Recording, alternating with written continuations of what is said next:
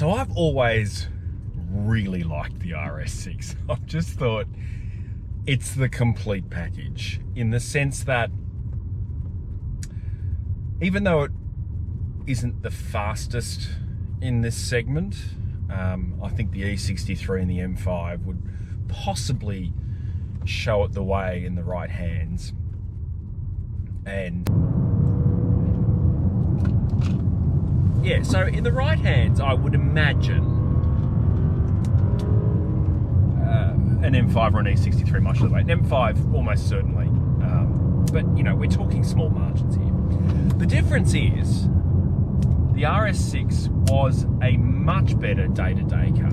It really was. I just thought that was the car you'd get for the family with the dog, the whole thing, because it could do everything. It was a rocket. It could corner. It was, you know, it was really good fun on a track. I was really surprised at how much fun the old car was on a track. I was really surprised at how much fun the old car was. Just full stop. It was terrific. Loved it. And I love that ridiculous, and I really mean that, racket that it made from its V8 twin turbo. It was awesome. Really just genuinely hilarious stuff. And that to me is what really tipped it over. It had that theatrical V8, whether it was rumbling like it is now. You know, I'm out in the countryside doing 110 in 100 zone. I mean, 100 in 110 zone. And it's just rumbling in the background. Fair bit of tyre noise, of course, and because I've pressed the RS mode button twice, I've got myself a very stiff suspension. Now, I don't think anything's changed as far as whether I think this is the complete car or not, because you've got that wagon utility, you've got that comfort, you've got the fact that when you drop down, well, anything from 2 to 6 gears, you have got absolute sledgehammer performance. But it also rides really well in your day-to-day. Like, my wife got out of this car once and said, "What a fantastic car, how much is that?" And I told her, and she went, "Oh, we won't ever own one of those, will we?" I'm like, "No." But the key to that, and you know, people who've watched a lot of my stuff will know that when my wife likes something, it must be really, really good. It's good because anyone can get in and drive it and not feel intimidated. And I think that's brilliant, and it's something RS does really well. Just really, really well. The RS6 is kind of the daddy of them all for me, because I think this is the car that would suit almost everybody. And when you take into consideration that BMW won't do an M5 wagon for stupid reasons, so you have to buy an Alpina, which doesn't have the ultimate handling capability, whereas this is every bit as fun as the RS7, or as fun as an RS6 sedan would be. Like, you don't kind of notice the fact that it's a wagon, and the fact that it's got the wagon means that you've got that ability to put things in it and go to IKEA or whatever and move stuff, and never think, "Oh, okay, well, I haven't got the car for that." I'm super impressed. I've always been super impressed by it, and all of those things apply to this one. All of them. And now it's got this amazing new interior, which I absolutely love. But there was a problem with the old one. It was getting old. You really saw that interior from the old Audi. And here we are with this fantastic new interior that's been in A7, Q8, now in the Q7.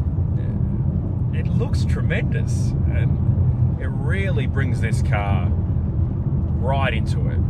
The RS6 is just one of those cars that everybody goes, "Oh yeah, that's the car." And and you can't disagree with that, because because of what I was saying before, it does everything.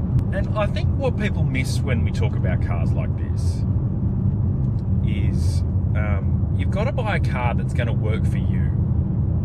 You know, you might want to buy an E63, but they're a lot more money.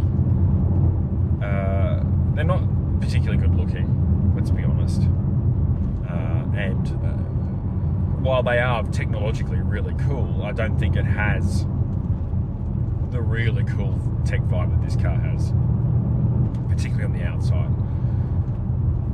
The M5 it's really a lot more focused, and even though it is now all-wheel drive, you can, you know, press a button and switch to the rear-wheel drive. It's a lot more of a driver's car. It's not as all intimidating or anything, but this thing, you get in it and it's easy. Everything works, everything's cool. So you don't have to kind of, whereas before you were kind of make your choice. Now you're getting into an Audi and you're realizing it's got everything, it's bang up to date, it's got that fantastic engine. This car really looks tremendous. Oh, I think it's absolutely gorgeous. So low and pumped up. And there's something about this new Audi design language that I'm really taken with in this car and in the RS7. It's got just the right level of aggression while maintaining the elegance of the Audi look.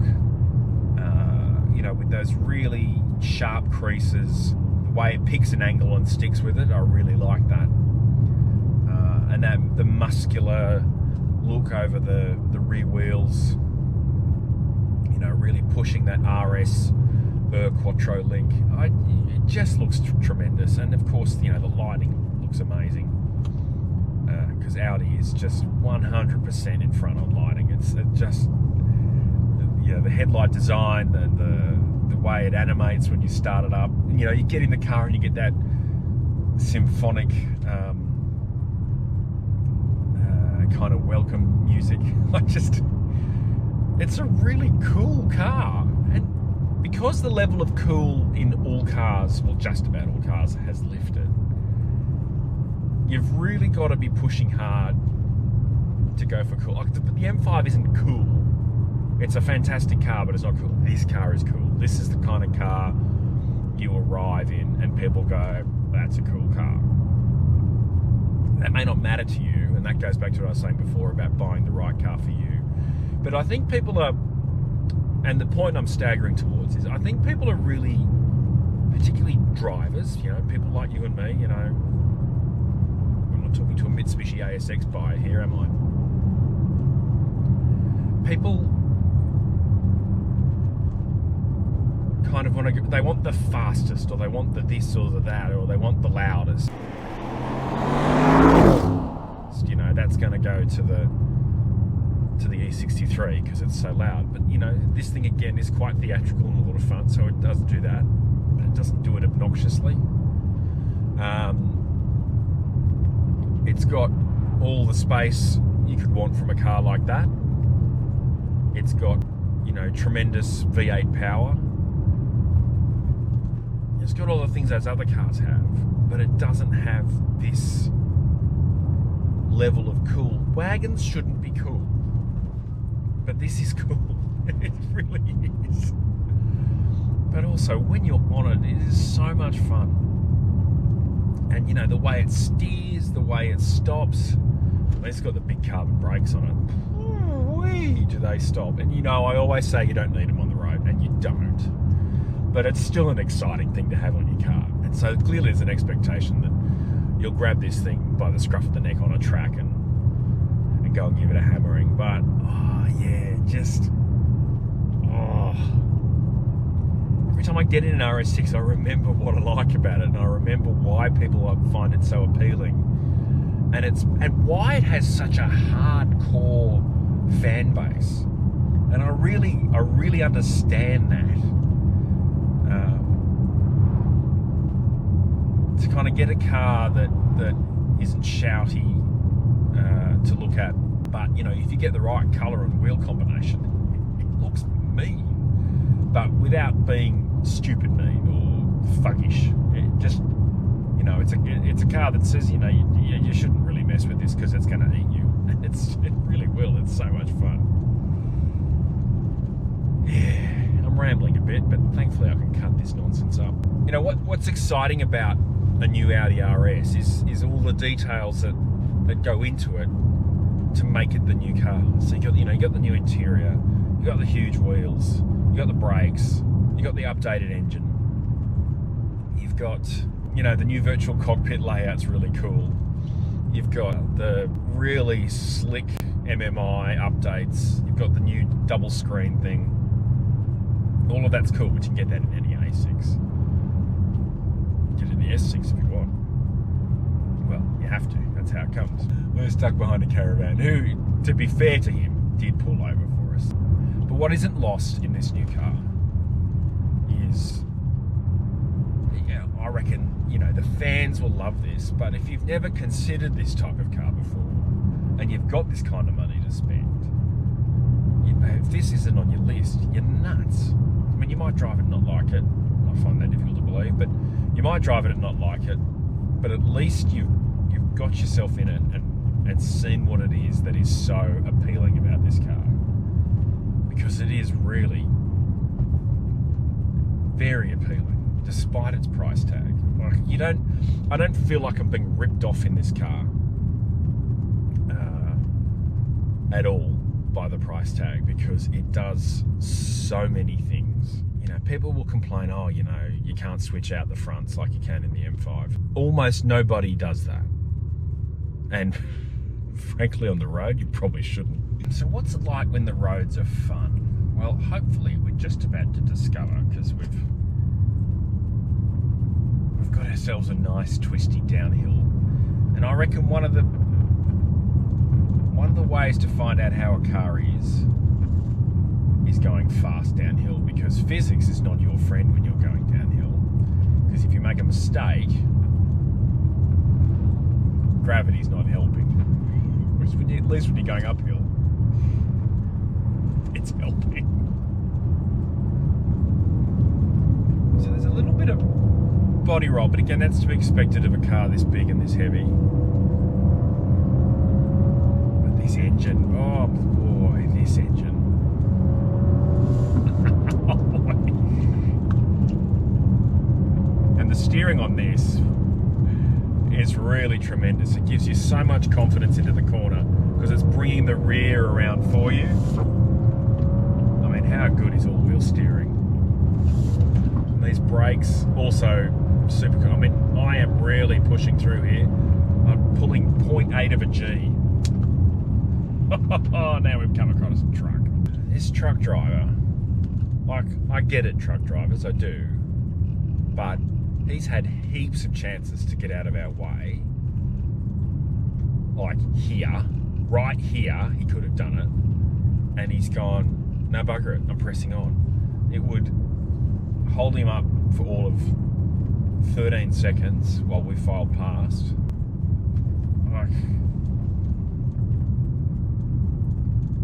there's no value in making people that cranky at you. That's the point I want to make. And now he's being a real jerk, actually. But this thing will always look after you. It's always going to be fast. It's comfortable around town. It's absolutely chock-a-block with the stuff. You know, it's quite cold outside, and I am very warm and caressed and cuddled by these very nice seats and this very nice driving position. Alright, so basically, I'm very pleased to report that the new RS6 is all of the great things about the old car and all of the good things about an Audi in 2020. What a tremendous thing.